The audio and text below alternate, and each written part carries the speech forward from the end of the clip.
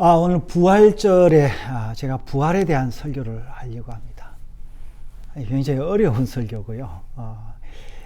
이제 성경 가지고 뭐 아무리 이야기를 하더라도 굉장히 어려운데, 여러분, 부활은 역사적인 사실이었고 또 그 사실 때문에 지금 기독교가 존재를 합니다. 여러분, 만약에 여러분 부활을 믿지 않는다면은 성경을 다 부인해야 되는 그런 상황 가운데 있습니다. 여러분, 마치 이제 부활은 과학의 그 법칙을 따지자면 마치 뉴턴이 발견한 그 만유인력의 법칙과 비슷한 거 아닌가 싶어요. 그러니까 뉴턴이 만유인력을 만드는 게 아니잖아요. 그냥 보고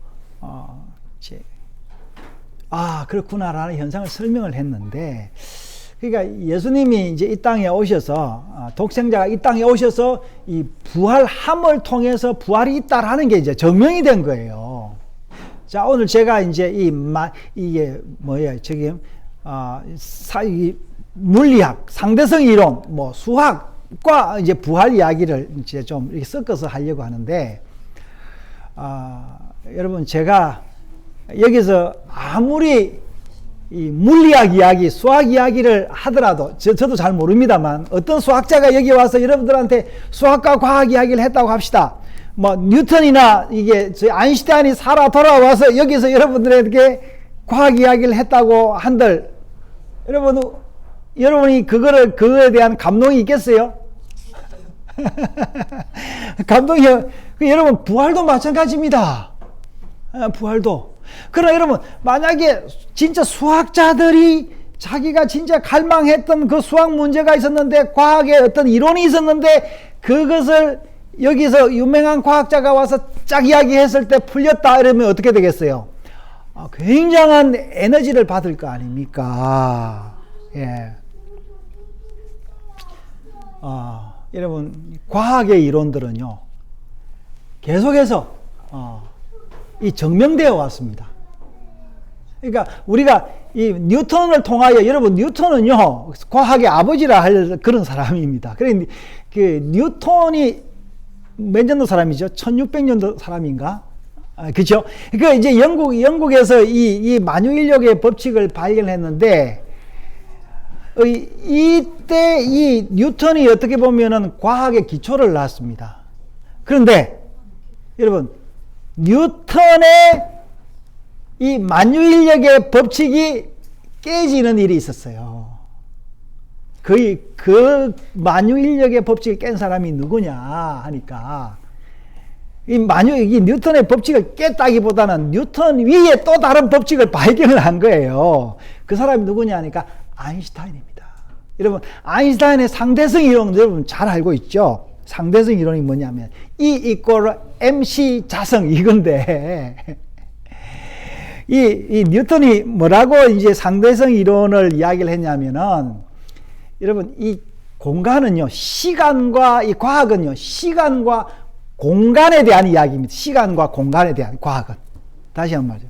예, 시간과 공간에 대한 이야기입니다. 여러분, 부활도 마찬가지입니다. 부활도 시간과 공간에 대한 이야기입니다. 그래서 여러분, 상대성 이론을 뉴턴이 이렇게 설명을 했답니다. 어떻게 설명했냐면은, 시간을 이야기할 때 시간이 상대적이다라는 이야기를 설명을 하면서 뭐라고 이야기했냐면은, 내가 뜨거운 난로에 손을 1시간 얹고 있는 거하고 그 시간의 길이와 사랑하는 사람하고 1시간 동안 달콤한 데이트를 하는 시간이 어떻게 같겠냐라고 이야기를 했다고 합니다. 이게 이제 상대적이다라는 이야기인데, 사실은 여러분, 이 뉴턴이 이 말을 그렇게밖에 할 수 없다고 이야기를 해요. 왜 그러냐니까, 사실은 이 예는 뉴턴의 아인슈타인의 상대성 이론을 설명할 수 있는 일이 아니랍니다. 이거는 그냥 하나의 예가 불과하고, 이 뉴턴이 말한 상대성 이론은 아까 제가 이야기했던 그 시간과 전혀 관계없는 이야기입니다. 그럼 상대성 이론이 뭐냐? 간단히 말하자면 그렇습니다. 이 시간과 그 공간에 대한 이야기인데, 뉴턴이 말한 시간과 공간은 어디에만 통용되느냐라니까, 이 지구상에만 통용이 되는 거예요. 그러니까 만유 인력이 끌어당기잖아요, 여러분. 제가 지금 서 있는 거는 왜 서 있냐니까, 인력이 당기니까 내가 서 있는 거예요. 그러니까 인력이 그냥 한 번만 당기는 게 아니라 계속 당기고 있다는 거예요. 사실 계속 당기고 있기 때문에 서는 거예요. 그러면 여러분 한번 유튜브 같은 데 가서 잘 저보다 더 잘 설명한 그런 그 영상들이 많이 있습니다. 그러니까 만약에 지구가 안 당기면은 이 지구는 끝나는 거예요. 그래서 계속 마치 우리가 그 차로 가잖아요. 차에 가는데 처음에는 속도를 느끼잖아요. 속도 느끼죠. 그죠?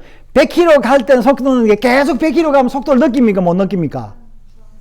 속도를 못 느끼는 거예요. 이 지금 앤드로이드 지금 한국말로 이해가 되는지 모르겠다. 그래. 통역 좀 해주세요. 이게 어려운 거예요. 속도를 못 느끼잖아요. 그러면 우리가 안 간다고 생각을 하잖아요. 차 안에 있는 사람들은.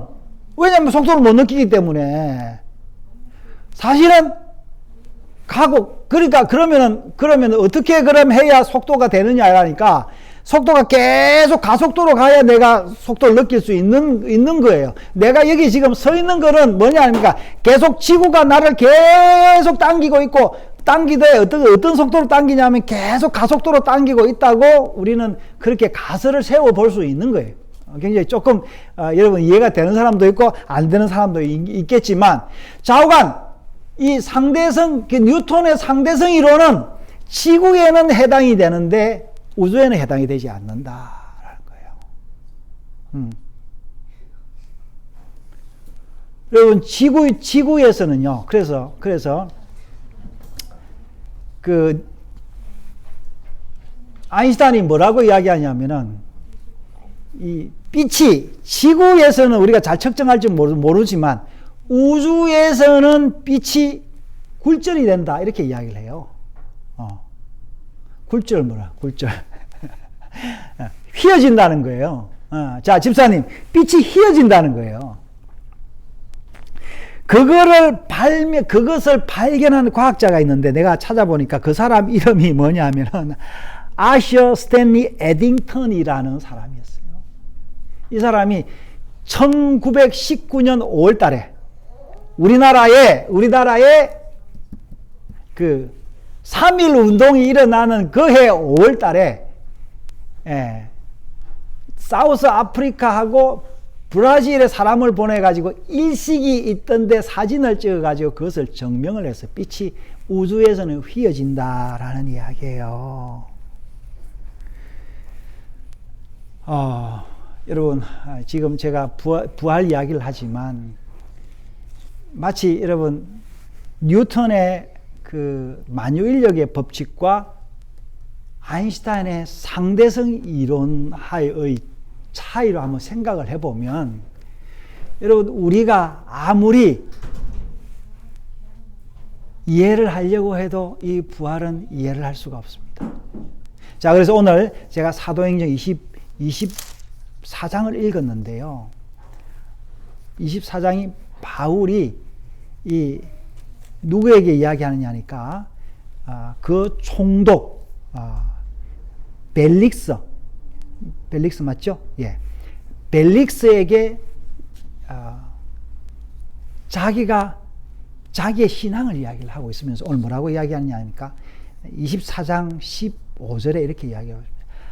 의인과 악인의 부활이 있으리라 함이라. 그래서 21절에 보면은 뭐라고 되어 있냐면, 오직 내가 그들 가운데 서서 외치기를 내가 죽은 자의 부활에 대하여 오늘 너희 앞에서 신문을 받는다 하면서,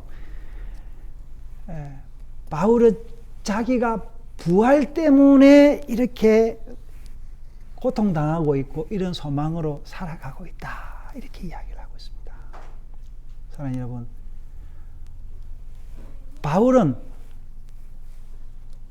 바울의 신앙의 그 신념의 가장 핵심은 뭐냐면 부활에 대한 신앙이었어요.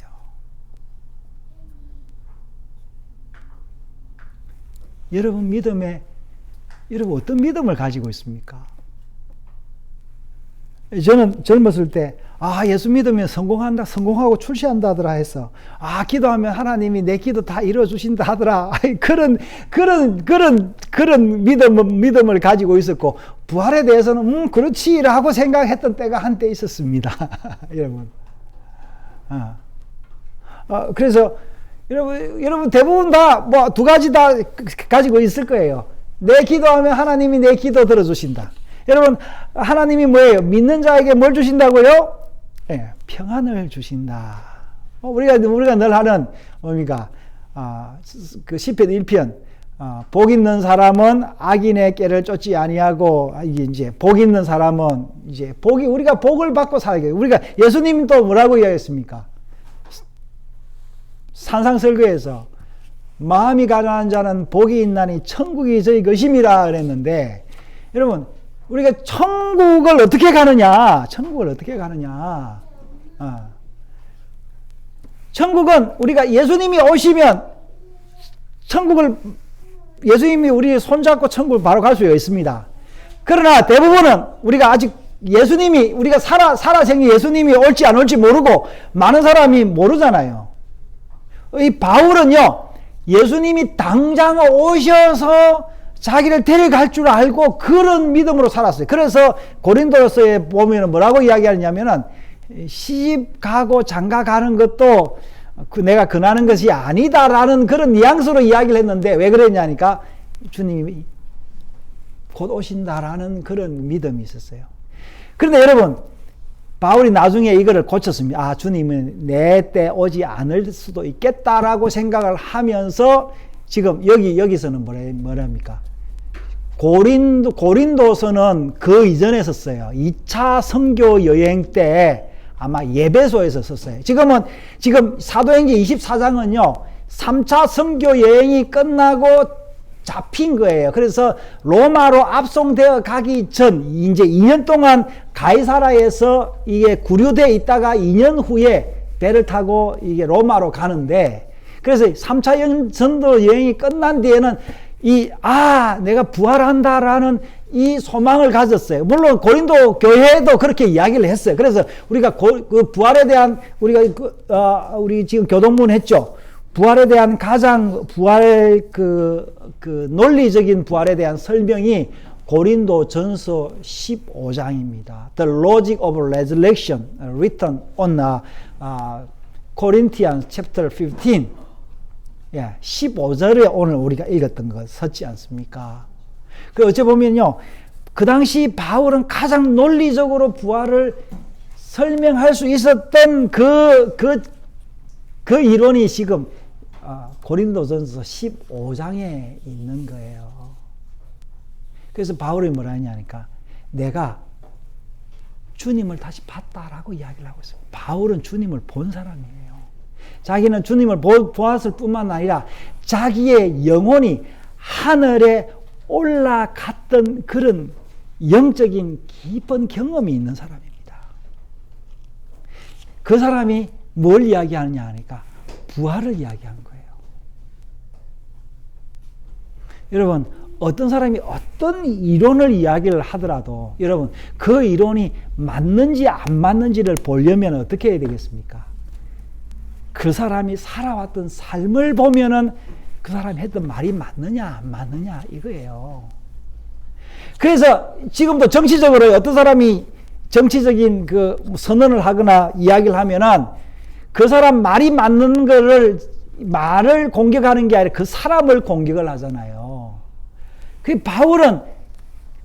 바울을 공격해봐야 부활이 증명되는 것밖에 없습니다. 그래서 바울은 뭐라고 하냐면은, 내가 이 쇠사슬에 매여 있는 것은 부활의 소망 때문입니다 라고 한 거예요. 여러분, 부활을 믿지 않으면은 이 바울은 이걸 견딜 수가 없었습니다.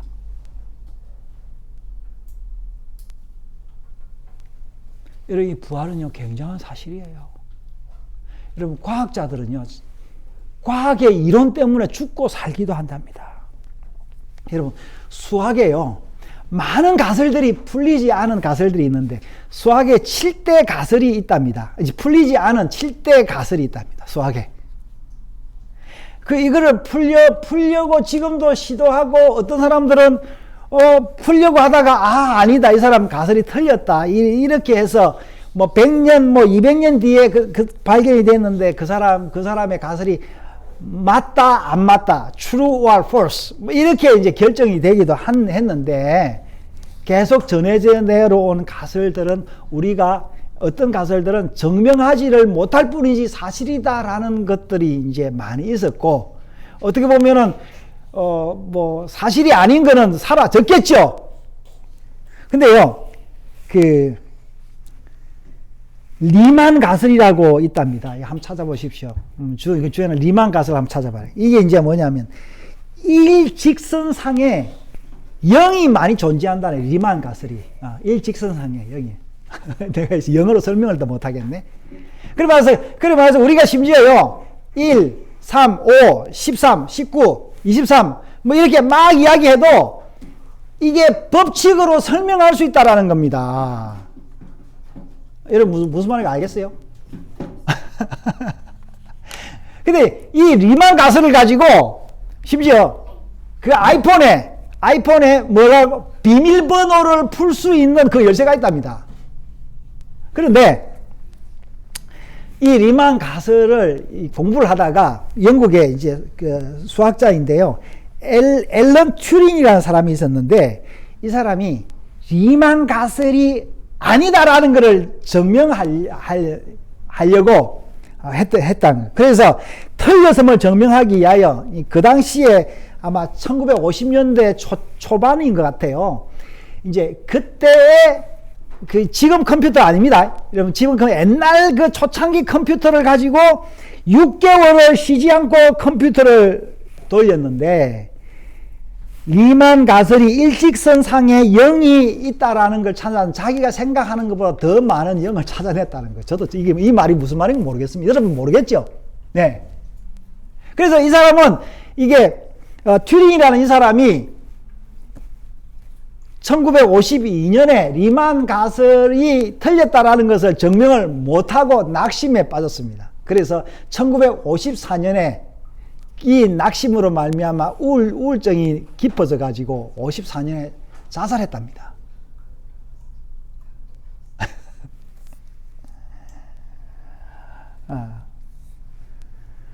여러분, 이 수학과 과학의 그 법칙에 대해서 사람들이 뭐 굉장히 애를 많이 쓰죠. 여러분, 수학이 필요합니까? 집사님, 수학이 필요하고 과학이 필요합니까? 예.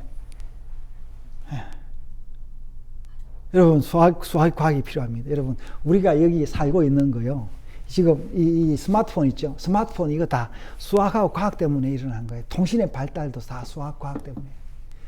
근데 여러분, 과학자들을 뭐라고 이야기하는지 아십니까? 배신자라고 이야기한답니다. 왜 배신자를 하냐니까, 과학이 발견되어서 사람을 이롭게 해야 되는데 사람을 해치는 그런 학문으로 발달하기 쉽다라는 거예요. 여러분, 러시아에 많은 과학자들이 있습니다. 러시아는요, 그 달나라에 맨 먼저 그 위성을 보낸 나라가 러시아입니다. 그래서 러시아에 과학자들이 많이 있습니다. 러시아의 수학자들이 많은 수학상을 받았습니다. 그래서 러시아는요, 발달 많이 했는데 지금도 전투기 폭탄 이런 걸 많이 발견했는데, 자, 그거 가지고 뭘 합니까? 그 나라의 대통령 푸틴이 사람을 죽이는 일을 하고 있지 않습니까? 여러분, 오늘 먼저 부활에 대한 설명을 제가 여러 가지 했는데, 그럼 부활에 대해서 풀 수가 없습니다. 딱 부러지게 풀 수가 없어요. 그래서 우리가 부활의 은혜와 혜택을 받을 수는 있습니다.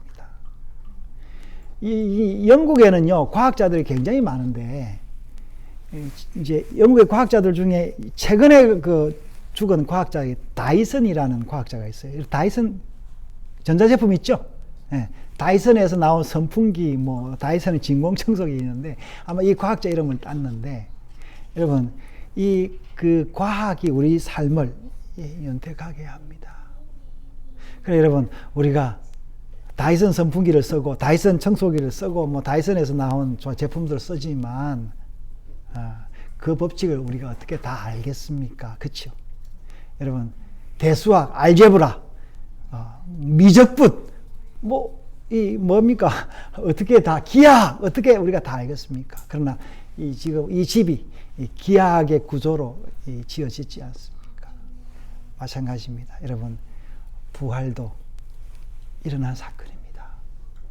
바울은 이 부활 사건을 고린도전서 15장에 길게 이야기를 했습니다.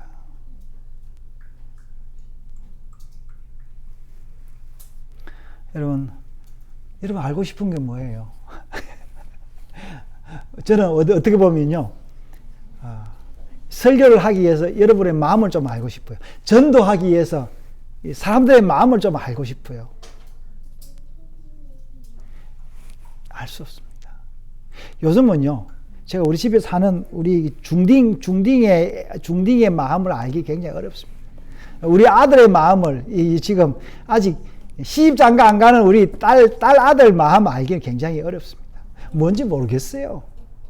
근데 그보다 더 어려운 거는 뭐냐면요, 늘 같이 살고 한 침대에서 같이 자는 내 아내의 마음을 알기도 힘듭니다.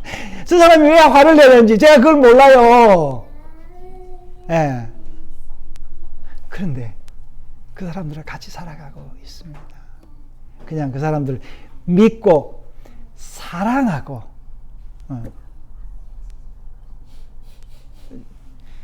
창세기 1장에 어떻게 했습니까? 베레시트 바라 엘로힘 에트 하샤마임 베 에트 하아레츠. 태초에 하나님 천지를 창조하시니라. 여러분, 이 히브리어 글자를 가지고 많은 논문들이 나오고 많은 이야기가 섰습니다. 그러나 우리가 딱 알 것은, 그거 다 몰라도 하나님이 이 땅을 창조하시고 사랑하시고, 그 우리가 또 요한복음 1장 1절에 태초에 말씀이 계시니라, 이 말씀이 하나님과 함께 계셨으니 이 말씀은 곧 하나님이라 하면서 메시아가 이 땅에 왔다. 그가 이 땅에서 살았다. 사람들의 죄를 위하여 죽고 사흘 만에 다시 살아나서 부활하셔서 성천하셔서 이 땅에 성령을, 홀리 스피릿을 보냈다.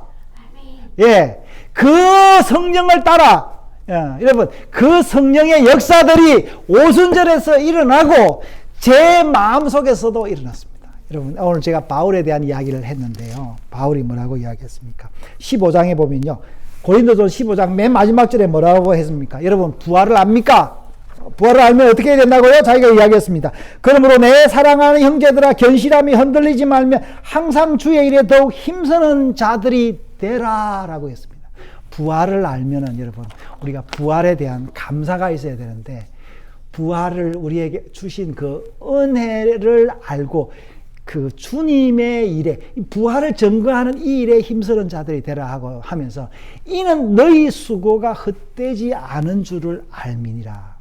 Your labors are not in vain. 여러분, 제가 왜 이 영어를 아냐면요, 제가요 둘로스를 타고요 선교선을 타고 솔로몬 아일랜드에 딱 갔는데 그 사람들이 현수막을 쫙 들고 있는데 뭐라 했냐니까, 그 글자를 쓰고 딱 현수막으로 써요. Your labors are not in vain. 이는 너희 수고가 주 안에서 헛되지 않은 줄을 알미니라. 할렐루야. 그래서 저는 그 당시 제가 그때 그 말씀을 딱 그냥 외워버렸습니다. 여러분, 제가 이제 내년이면 환갑입니다. 제가 이 나이 때까지 제가 이 부활의 소망으로 살아왔습니다.